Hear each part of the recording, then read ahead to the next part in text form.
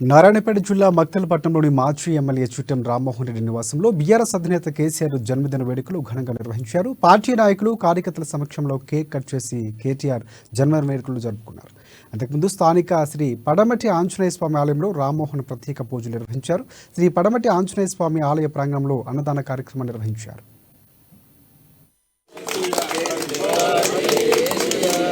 కేసీఆర్ గారు రామ్మోహన్ రెడ్డి గారి నాయకత్వం